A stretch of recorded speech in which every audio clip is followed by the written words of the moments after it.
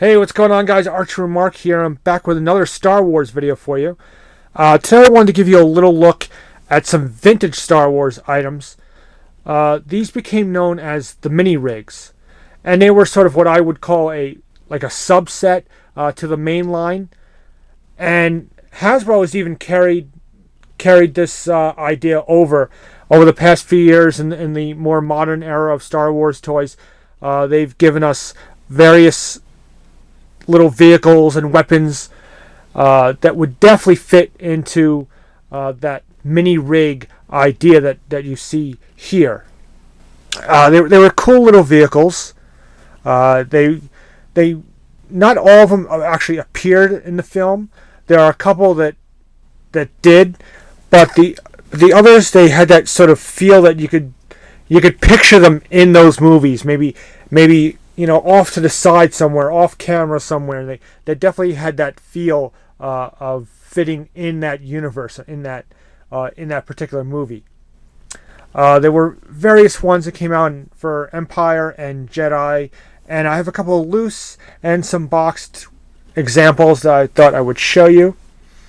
I'm going to just move the loose ones over for a moment. Okay. Here you see, here's an example of something that actually did appear in this Empire Strikes Back box. This is the radar laser cannon, which we definitely see during that whole Battle of Hoth. And this one is in pretty good condition. The box isn't bad. Here, see, I'll just show you. This isn't like a full-on review, so I'm just going to show you real quick the various sides. And here's the other examples. The tripod laser cannon, which again we do see in the film, and the vehicle maintenance energizer, which is also in the film. It's in one of the the Echo Base hangar scenes. It's really far in the background. You really have to look to find, but it is basically in the movie. But these two are obviously a little more prominent. And this is a good example. I'm not going to bother taking this out of the box because this is basically what you would call kind of mint in box. But I am going to open it up because this has the... Let's see. I don't know if you can... See, there's the toy. So this has still the cardboard inserts. And it's hard... You really can't see. But underneath has all the paperwork. Little brochures and things like that. But there's the toy itself. Okay, so this is definitely the best of the mini rigs I have. This is the one that's in the best condition because it's really not played with. It's not too dinged up. As you can see, this is basically what the toy looks like, and it had a feature. You press a button, the thing had like a blow-up feature, which is cool. This is the way it looks normally. Let me give you this. And you can even show, let's see if you can see the price. $5.97. Yeah, maybe on clearance you can get an action figure for that price. And what was neat about these is just like with the other bigger items, you had these sort of little mini dioramas that they did using the figures at the time and the toy. And this, depicting Hoth. And this one here, the MTV-7. And this one here, the ISB-6. Which is really neat. That was one of the fun things about the vintage packaging. That's why the vintage collection packaging is so liked. Okay, so this is the MTV-7. I'll show you that. And this is sort of like Kenner taking a little bit of the license and using their own little imagination, coming up with these smaller vehicles. And they were neat. They were, I thought, a nice alternative. Not every household had a lot of money or a lot of space, and maybe you couldn't get the bigger toys. Me personally, I never had a Millennium Falcon or an X-Wing. I think the biggest Star Wars vehicle I ever had was the Land Speeder, but I had a couple of these toys, and they were affordable. They were a cheaper alternative, which some people need. And even nowadays, you can find examples of these on eBay, loose ones, even boxed ones. They're not overly hard to come by.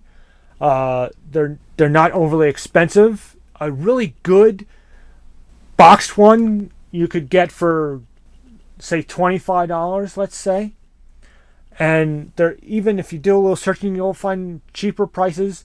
If you just want loose version, you can get some for $10, $15. So they're very inexpensive. They were like that then, and they're like that now, which is neat. I also like to think of these as sort of a good for someone who's looking to get into collecting the vintage items. This is sort of like a good beginner's item. You know, it's something it's not entirely expensive, but it's still kind of cool and still somewhat easy to find and affordable. Now, a lot of the boxes, now this is the Return of the Jedi boxes, they featured these flaps, which showed the other vehicles in the line. See, and as you went on, you have here even more came out. Okay. Now, of course, one thing with the boxes with these flaps, they would get dinged up and creased and whatnot, but you're still able to find some decent examples sometimes. You know, it depends on how picky you want to be. Some people don't care that much. I just found this one cheap recently. I'll give you a look at this. This is basically just loose in box, but I put some tissue paper in there just to keep the box a little more secure. But this is a cool little vehicle. You know, they're very basic. They're very simple. This featured sort of like a spring-loaded action, and the idea was it was supposed to be able to go along any terrain. And it's big enough. It looks kind of small, but it's big enough to fit one vintage figure in there. You got the little laser cannon. You know, a couple of little stickers they would throw in there for some detail. You know, just not bad at all. Okay. And this is a pretty good example. Again, they're very basic, but they're fun. You have this one here, which I picked up recently. This was like a little tank. And again, little laser cannons, canopy opened up. You know. Not super detailed, but it worked. You know, again, these two were sort of kind of Kenner's imagination coming up with things, and some things kind of fit the way some of the vehicles looked in the movies, or some of the vehicles that were in the movie. This here was basically like a little mini skiff. You know, the infamous, skiff battle in Return of the Jedi with Jabba's skiff guards and all that. This was sort of a mini version of it. And, it was still pretty cool. You could sort of imagine this vehicle sort of floating around, maybe off to the side, off camera, to where the main skiffs were and the sail barge was, It definitely fits in that universe. You have this little sail here which could move up and down, and I'll show you here. You have this little lever which moves the gangplank in and out, and then there's, let's see if we can show you here, this knob here that if you turned made the little turning vanes, the little vanes there on the back go backwards and forward. Those are and the laser cannons, these little weapons here on the back, you could fit a figure in there. It was pretty cool. Steering vanes, that's the word I was looking for, I think. Sorry about that. But again, a neat little vehicle. And this one here, which is, I showed you a little bit of the box. This is the ISP-6. And this is basically like a little mini Imperial shuttle. It looks pretty much just like the main one. It's just in a small version. In fact, the full name is the Imperial Shuttle Pod. And, really neat. You can fit a figure in there, laser cannons. You got landing gear. Let's see. And we're going to show you this. There's a little lever right here where my thumb is. Okay, and press that, and the wings fly down. So that's pretty cool. There's a neat little action feature in there.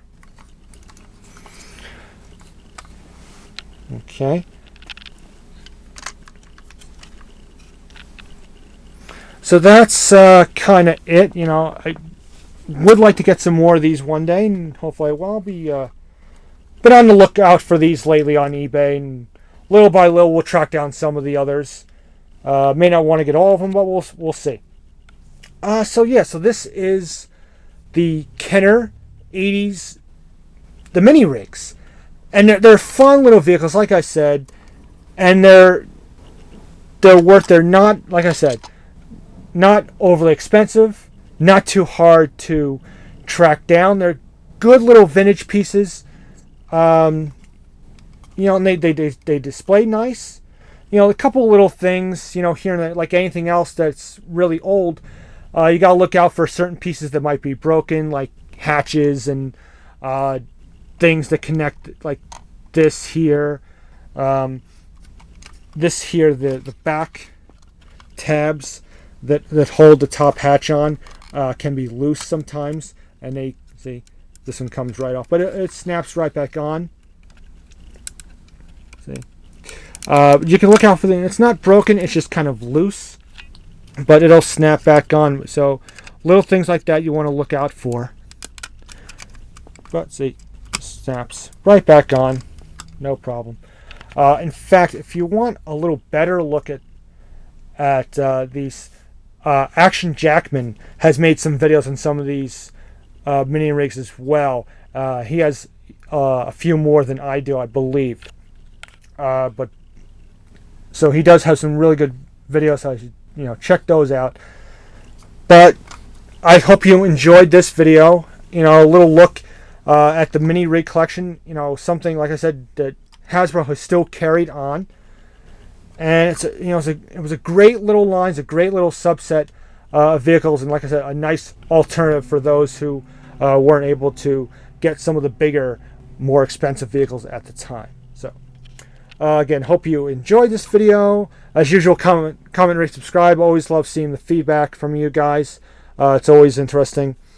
And until my next video, farewell, and may the Force be with you.